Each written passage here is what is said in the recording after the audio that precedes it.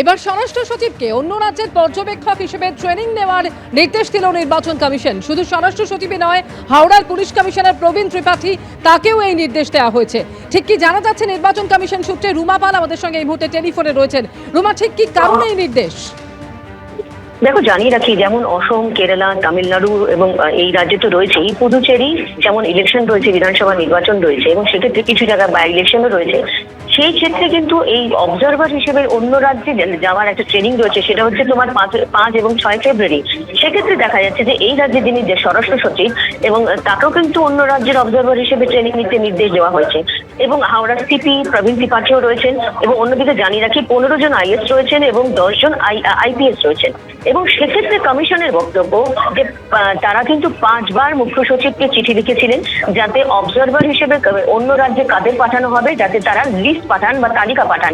সেক্ষেত্রে রাজ্যের তরফ থেকে কোনো সবুজ সংকেত মেলেনি এবং তারপরে কিন্তু কমিশন তারা সিদ্ধান্ত নেয় এবং তাদের অবশ্যই তাদের বক্তব্য যে পরপর যাদের নাম রয়েছে সেই অনুযায়ী কিন্তু নাম পাঠানো হয়েছে, কোনো আলাদা করে কোনো স্বরাষ্ট্র সচিব হিসেবে পাঠানো হয়নি এবং প্রত্যেকের ডিপিডিও থেকে যে নামগুলো এসেছে সেইভাবে কিন্তু নাম পাঠানো হয়েছে।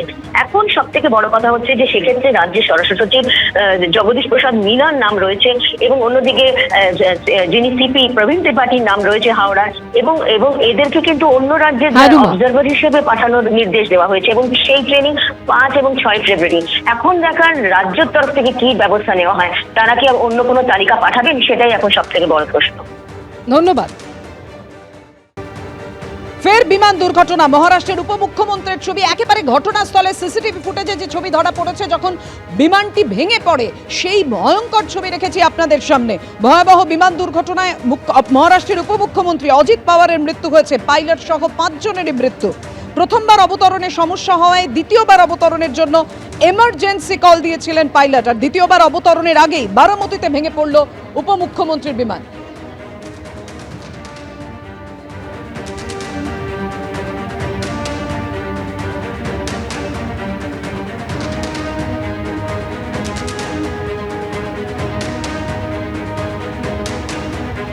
এবার সময়ক্রমটা আপনাদের সামনে তুলে ধরি। সকাল 8টা যখন মুম্বাই বিমানবন্দর থেকে অজিত পাওয়ারের বিমান ওড়ে, সেই সকাল 8টা সেই সময় আপনাদের সামনে রেখেছি যখন মুম্বাই থেকে পুনে হয়ে বারামতিতে পৌঁছানোর কথা সেই বিমানের, এবং তারপর ভেঙে পড়ে আপনার বিমানটি। সকাল 8:18 বারামতিতে এটিসির সঙ্গে যোগাযোগ করেন পাইলট।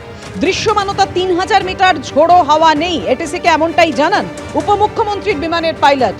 আর তারপর রানওয়ে 11-এর দিকে এগোতে নির্দেশ দেয় বারামতি এটিসি। নির্দেশের পরও অবতরণ না করায় ফিরে যায় অভিশপ্ত বিমান। অবতরণ না করে ফিরে যায় অভিশপ্ত বিমান নির্দেশের পরেও। রানওয়ে কি দেখা যাচ্ছে, পাইলটের কাছে জানতে চায় এটিসি। রানওয়ে দেখা যাচ্ছে না, এটিসিকে জানান পাইলট, আর কিছুক্ষণের মধ্যেই রানওয়ে দেখা যাচ্ছে বলে জানান পাইলট।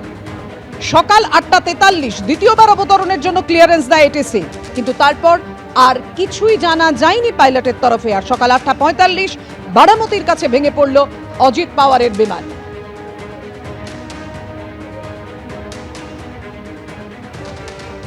যেমনটা আপনাদের জানাচ্ছিলাম, লিয়ারজেট 45 সিরিজের বিমান, লিয়ারজেট 45 সিরিজের বিমান, যে বিমানে দুর্ঘটনাটি ঘটেছে এর আগেও 2023-এ মুম্বাইয়ে পিছলে গিয়ে দুর্ঘটনা ঘটে।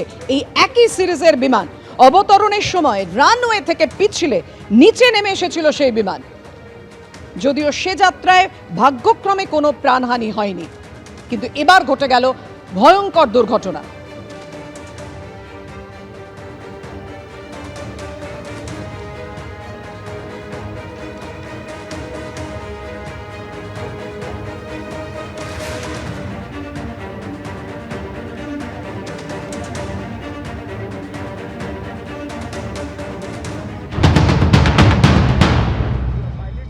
এটা সেকেন্ড টাইম ল্যান্ড করতে এসে এটা রানওয়ে সাইডে ক্র্যাশ হয়ে যায়। তখন এখানে বোঝা যাচ্ছে যে, আর যেটা আমরা দেখলাম ওয়েদারটা আমাদেরকে আরেকবার দেখানোর দরকার আছে যে ওখানে কুয়াশা ছিল কিনা, কুয়াশা ছাড়া আর কোনো ওয়েদারের কোনো প্রবলেম ছিল কিনা। বাট যেটা আমরা নেট চেক করে দেখলাম যে ওয়েদার ঠিকই ছিল। তো ওয়েদার যদি ঠিক ছিল তখন সেকেন্ড বার ল্যান্ড করতে আসছে, তো সেটা একটু অস্বাভাবিক লাগছে আমারও, যে সেকেন্ডবার কেন আসছে। অনেক সময় হয় কি, প্রথমবার যেহেতু এটা রানওয়েটা ছোট ছিল, রানওয়ে 1700 মিটার্স, মানে 1.7 কিলোমিটার এটা রানওয়ে। তো সেটা একটু মানে যখন ধরুন কলকাতা এয়ারপোর্টের রানওয়ে, সেটা 3.5 থেকে 4 কিলোমিটার, জাস্ট যদি আপনি কম্প্যারিজন করেন।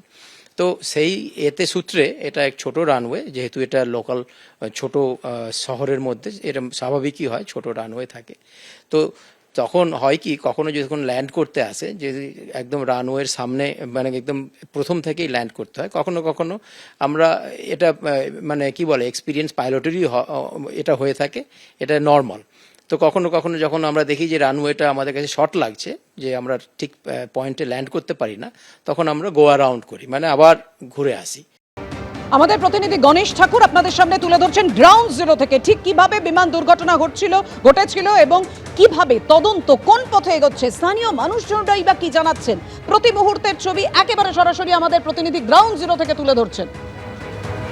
মহারাষ্ট্রের বারামতিতে ভয়ঙ্কর বিমান বিপর্যয়, ঘটনাটা ঠিক কি হয়েছিল, স্থানীয় মানুষজন তারা কি দেখেছেন, কিভাবে বিমান দুর্ঘটনা হয়, দ্বিতীয় অবতরণের সময় কিভাবে ভেঙে পড়ে বিমানটি, আমাদের প্রতিনিধি गणेश ठाकुर की জানাচ্ছেন। विंड स्पीड नहीं थी, तो ऐसे में इस तरह के एयरक्राफ्ट को, जो एक सीजन्ड और एक सेफ एयरक्राफ्ट माना जाता है दुनिया भर में, उसको इस हवाई पट्टी पर लैंड करने में कोई दिक्कत नहीं आनी चाहिए थी। जैसे मैं यहाँ देख पा रहा हूँ, ये तस्वीरें आपको मैं दिखाने की कोशिश कर रहा हूँ कि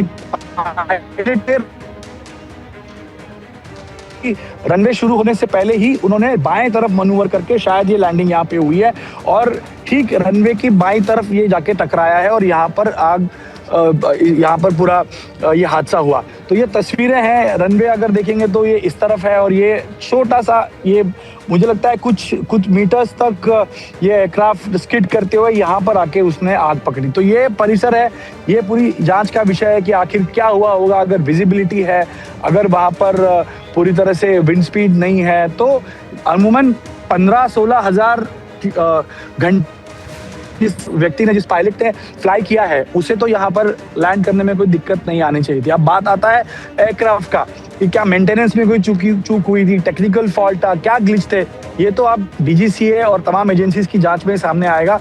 लेकिन चूक तो हुई है, और अब उसका जिम्मेदार कौन है, ये अब जांच में ही पता चलेगा।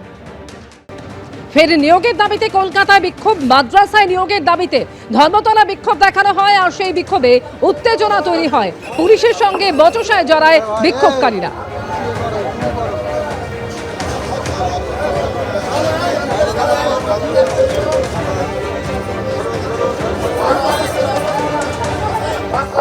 এবিপি আনন্দ, এগিয়ে থাকে, এগিয়ে রাখে।